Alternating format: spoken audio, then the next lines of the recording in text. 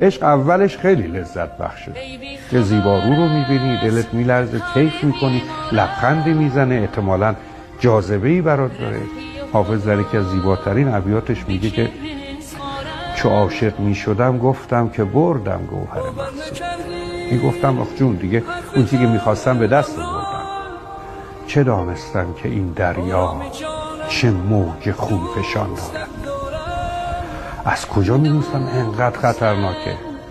مثل غواصی که میپره تو آب میگه الان مروارید رو صید میکنم، بعد گرفتار امواج میشه و گرفتار تلاطم دریا، تازه میفهمه چه کار سختی رو شروع کرده.